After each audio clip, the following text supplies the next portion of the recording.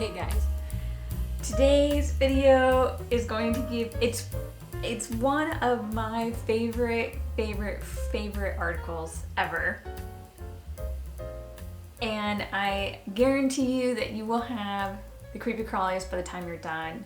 And you will probably experience a short-term paranoia for a little while because dust mites are just kind of creepy. Okay, we're talking, welcome, I should probably introduce myself. I'm Sarah, this is Low-Sal-Life. We talk about anything that is salicylate sensitive related. And so the question is, how are dust mites related? Well, that's a great question. If you're new to my channel, because you have no idea what salicylates are, but you're curious about dust mite oral allergy syndrome, you've come to a good place. We're happy you're here. We hope that you learned something. Salicylates are basically aspirins, natural aspirins that occur naturally in plants and a lot of cosmetics, cleaners, perfumes, fragrances. So it can be a natural or a synthetically produced compound. And generally people, we know people have aspirin sensitivity, aspirin allergy. It's not a true allergy. But there's some of us that are extremely sensitive to very small parts. And so that's the reason why this channel exists, because it's not very well known. There's not a lot of information. And so I've been trying to compile a huge resource called low-sal-life.com where I put all like the research articles and information on it so it's easily available and free for people who want access to information, because I believe that that is important. This article is near and dear to my heart, and there are a lot of articles like this, unfortunately, but this one is the first one that I read probably about 6 years ago.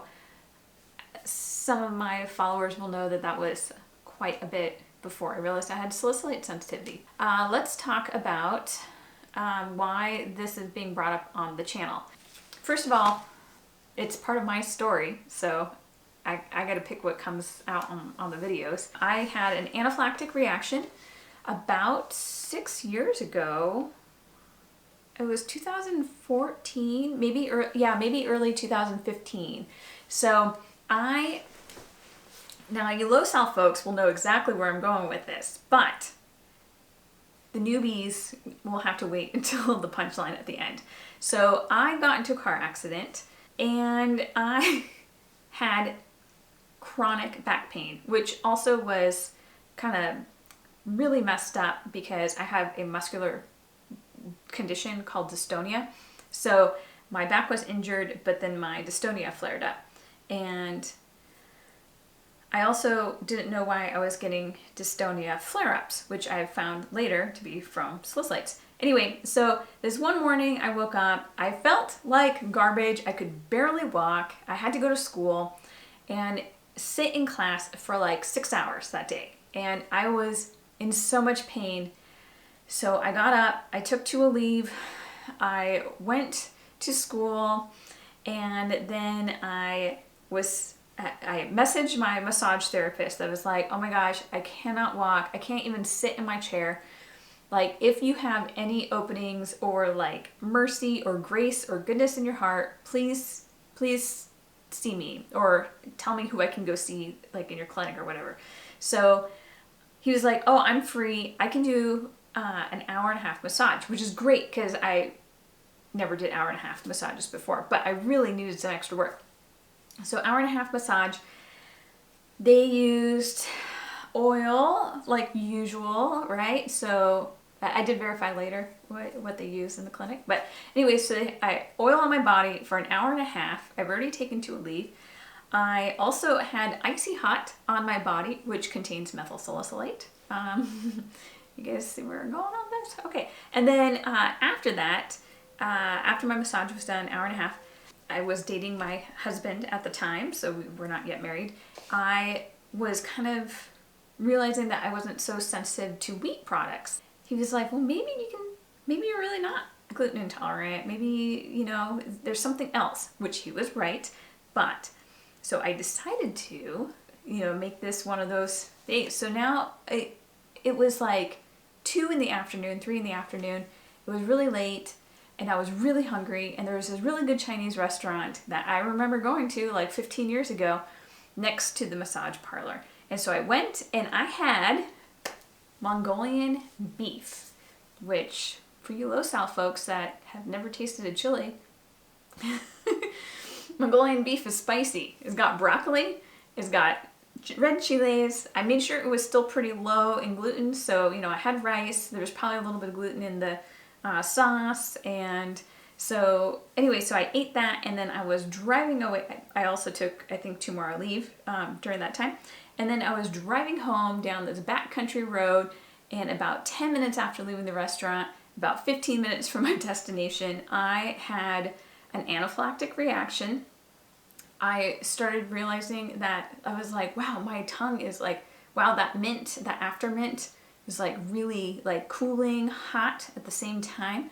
And I was like, oh, I didn't get a mint when I left the restaurant. Like my mouth was just this weird cold and hot sensation, like kind of burning. And then I realized that like my tongue was swelling, and it was just really crazy. And I was by myself. I was starting to have problems breathing. I could barely breathe. And so I'm driving home, and I know that like the nearest clinic is probably about 15 minutes away. And fortunately, I had 2 Benadryl in my car, so I was able to dish out the little Benadryl out of my purse and chew it. I chewed 2 of them, and it slowed the reaction down. I made it to the clinic in time, and I was treated by them, which included, I already had taken Benadryl.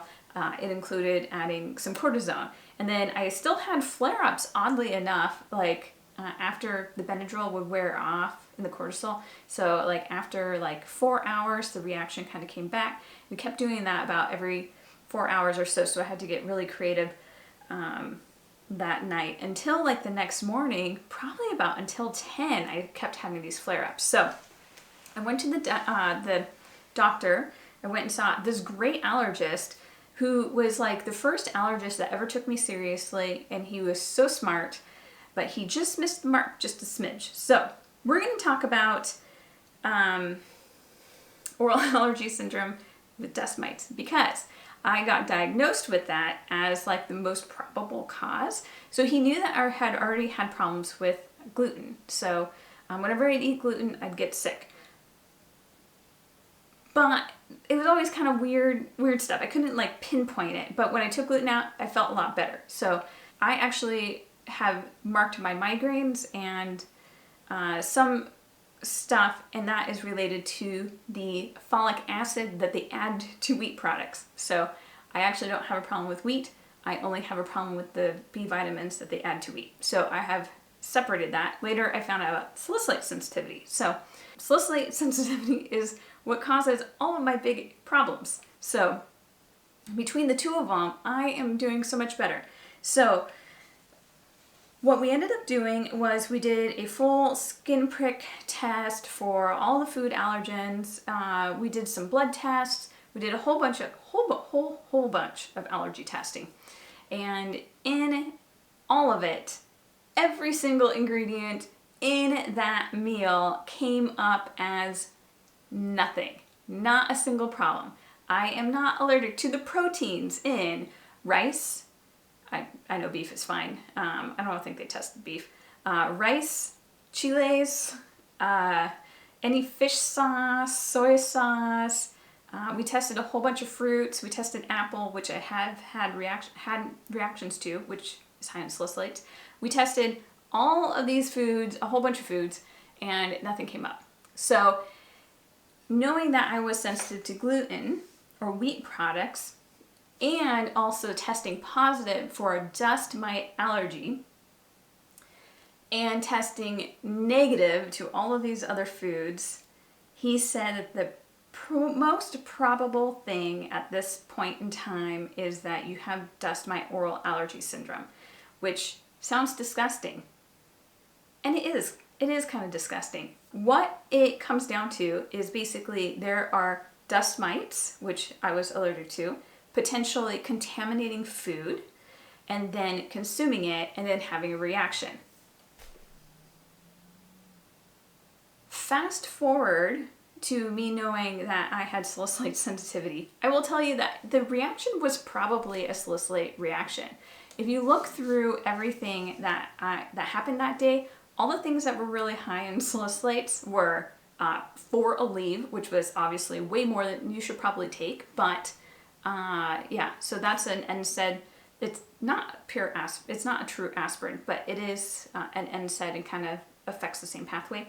Methyl salicylate in the icy hot, oils, covering my body in oils for an hour and a half, spicy food, broccoli, and some of the other foods that I had that day. So probably a salicylate reaction and not oral allergy. But still, that doesn't mean just because I got misdiagnosed that it's not relevant to you. And besides, it's a pretty decent story. There is a lot of people in the salicylate sensitivity community that have asthma. There is a thing called Samter's triad where it's basically, I think it's asthma, aspirin sensitivity, and nasal polyps. So it's like this little trifecta, this tri thing. So those 3 all go in common, but asthma, like there's a lot of different contributing factors to asthma, but there is a correlation between aspirin allergy or aspirin sensitivity and dust mites. And I wasn't able to track all of them down. I did find one asthma article. It was called Aspirin Intolerance and Allergy to House Mites, and it was by Kupczyk, Kupczyk. And basically that in the cases of people with severe asthma, they tended to have an allergy to aspirin, and the asthma was caused presumably by house mites. So that was one. As I find more, I know I've found better stats than that one, but as I find more, I will add it to the research page, low-sal-life.com/research. And then there is also children with asthma. Apparently there's like 80% of children also have dust mite allergy. And that was true in my family. My mom has dust mite allergy. I have dust mite allergy. We were both salicylate sensitive. And my brother, he had asthma and dust mite allergy as a kid. Please let us know down in the comments. I have salicylate sensitivity and I have dust mite allergy.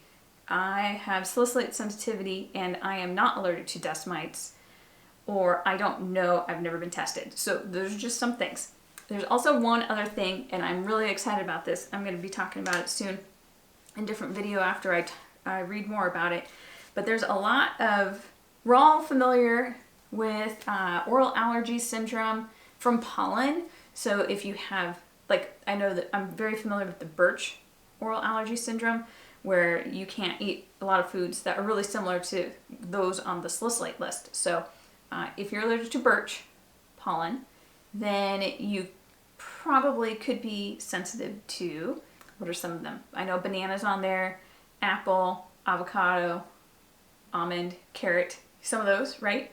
So a lot of those are similar to the foods that are on our list, right? So a lot of people have gone through the birch, like trying to figure out if they have birch oral allergy syndrome or not, and then they eventually find salicylates. So something that's kind of interesting, but the reason I'm mentioning pollen oral allergy syndrome is like a cross symptom.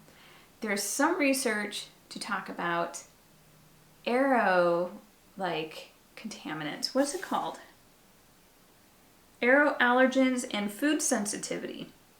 If you guys want a head start on it, it is PopPescu 2015. Really interesting, looking at contaminants from dust mites and how people can have food reactions when being exposed to those allergens. You would have to have dust mite allergy, and then you would only have reactions to these other foods where you wouldn't test positive for the protein. Like, let's say they looked at shrimp, right? You can test negative for the protein in shrimp, but because of dust mite allergy, then it's really closely related, so you would still react to it. So that's kind of how that works. This study in particular, I think, was looking at shrimp, which is why I mentioned that. So just some interesting things there you guys can think about and go on your tangents of research and everything. So let's talk about this study, because is kind of fun and kind of disgusting.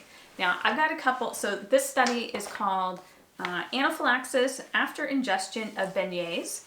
For those that don't know, beignets are kind of like a donut. It's like a French donut. Contaminated with dermatophagoides farinae. So these are a wheat dust mite, basically. I have to say that this is probably one of the best perfect storm case studies ever. And I love it because it set up the case study. The situation is just perfect. Perfect storm. I also want to give props to the doctor, Anne Urban, who is just like the most diligent allergist ever. She is amazing. If this was written, when was this written? Is this old? It doesn't even have the date on here. Oh, 1993. Yeah, so if you live, go and find this lady because she deserves a gold medal for being diligent. So the summary of this is a man who was 48 years old. Is he 48? Yeah. A man who is 48 years old comes to the hospital with an anaphylaxis reaction. So he's having trouble breathing, he's itchy, he has a flushed feeling, he's been nauseous. 15 minutes after eating these beignets that he made, he had a few bathroom trips, and then was just like super sick and having difficulty breathing. So they treated him per the gold standard. They gave him an EpiPen, they gave him Benadryl, and they gave him prednisone, so a cortisol steroid to help his inflammation. So over 90 minutes, he became better and more stable and started doing better. Before he got sick, 15 minutes before he got sick, he had eaten these homemade beignets. So the reason why this happens to be a perfect study is because this man ate beignets at the restaurant several weeks before, I think 3 to 4 weeks before he before this day, right? And so he ate a whole bunch, right? So he went, had no problem eating them at the restaurant. So then he bought 2 boxes, he brought them home, put them in his shelf, left them unopened. Next, he went on this day and opened box number 1 and ended up immediately sick. So obviously, like, what else did you eat today? What else have you done today? Like, all those questions, right? He was like, I don't know, like, I ate these beignets, I got sick, I've eaten them before, but, you know, this is what happened. So they were curious about this beignet mix, and fortunately, he had some left. So he didn't use the whole box. He only used a partial amount of the box, which is amazing. So lucky, so lucky. Okay, science thanks you, universe. Okay, so they had a partial open box of the box he ate, and then they had an unopened box that was completely intact and unopened. Okay, so they retrieved both boxes, and then they put them under the microscope. And in the flour that he ended up eating and getting sick off of, this is the creepy part, the creepy crawly part, it had live mites crawling around in the wheat flour. And in the unopened box, there were no mites, nor any dead mites. So you basically have a control and you have one with these mites. So what they ended up doing was they took, it said that they pulled out 12 mites out of the, oh no, 2 dozen. A sample, just a sample of the mite-infested beignet mix was sent to a university for testing. All of them were D-farinae, so the wheat mite. They also checked the unopened box and found that it wasn't. So what they were able to do, and this is really fun because it goes through the full process of how they identified that he wasn't allergic to the beignet mix, right? So he's had all these ingredients before without problems, including eating that beignet mix at the restaurant. So they knew that he wasn't sensitive to the ingredients. They still did their due diligence and tested every single ingredient in the full beignet, including the stuff he made at home, and did a skin prick test with it. He did not react to any of those. So they were feeling pretty good that he's not allergic to wheat, he's not allergic to baking powder or whatever else he ate in that mix. They then tested him with mites, and he did react. And then they also took the beignet mix with the mites and kind of ground it down and made their own allergen mix test with it. So after they took the initial box, ground it into a test, he reacted to that. They also did the same with the other beignet mix, and he did not react to that. So basically, they have confirmed in several different ways that he is definitely reacting to deferrinate. They also did a couple other tests, which I'm not going to go into, but there's the ELISA and ELISA inhibitions, and then the RAST and RAST inhibitions.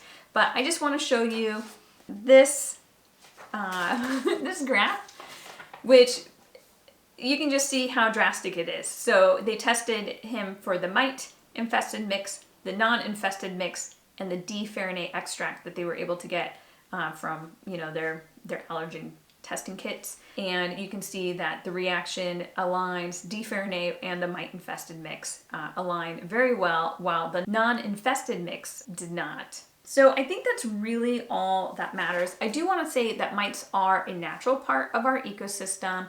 Some people do have mite allergy, like myself, so unfortunately, it's really hard to remove them from a home. I remember being told that hardwood floors were the way to go because you can keep them clean and your carpet doesn't trap any of the mites in the carpet. Well, now I read an article this last year that said now that I bought a house without a single carpet in it, except for on the porch, which is like the weirdest place ever.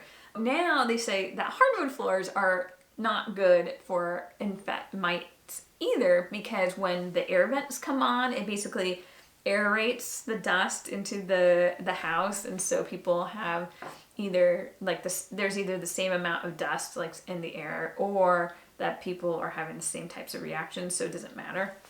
So kind of interesting. But there are chemicals and natural chemicals to help you remove dust mites from your house, and oddly enough, they are all salicylate products. So eucalyptus is one of the natural ones. I think menthol salicylate is another one.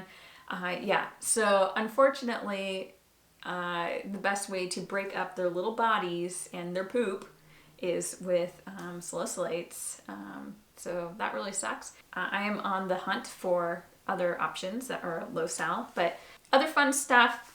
My favorite part of this study, and I totally don't blame this guy.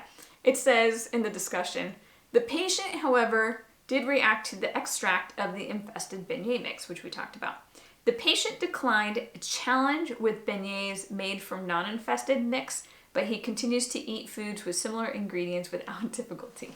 That's the omnivore's paradox, where you want to eat something, but it could also kill you too. Okay, I don't blame him. I'd stay away from beignets for quite some time. Okay, and we'll just wrap up some other stuff that they have in this article. It says, and this is just par for the course. I mean, we eat a lot of insects. There's no reason to be phobic of having insects in your food. Obviously for me, if I'm allergic to dust mites, having wheat with dust mites in it could be a problem. And then of course there's the idea that maybe there could be a correlation between aspirin sensitivity or salicylate sensitivity and dust mites. So do leave in the comments. I want to hear. Are you guys sensitive to dust mites? Okay, this says insect parts can contaminate spices and other foods. Drugs, dyes, additives, bacteria, and bacterial products occasionally contaminate foods. The complexity of modern food processing and preparation also provides a means for contamination of one food by another. Recently, adverse reactions were reported to non-dairy foods in 6 milk allergic children. In every case, cow's milk protein was implicated as the causative agent. So things just slip in there. Thus, allergic reactions to food containing substances not mentioned on the food labels have been previously reported. D-farine, or dust mite, sensitivity has been commonly linked to asthma and allergic rhinitis, so nose problems. But to our knowledge, this is the first report of anaphylaxis resulting from ingestion of food contaminated by D-farine. So good. All right, guys, I hope you enjoyed that. This is another research article that is not available in the public domain. Go figure. So I will link this, the abstract, to my website. There's other research articles that I'm adding for dust mite allergy this week so that you guys can kind of do some stuff with that. You can look into it more if you're interested. I think that's it. Yeah. Oh, and then if you want a full copy of it, just email me. So I think that's it for now. I will see you guys later. Thanks so much for watching. Do let us know if you have dust mite allergy down below, or if you've had oral allergy syndrome, dust mite oral allergy syndrome. And if you don't sleep tonight, I'm really sorry. Come back and comment on the video because I like stories. Okay, that's it for now. Have a wonderful day. Bye, guys.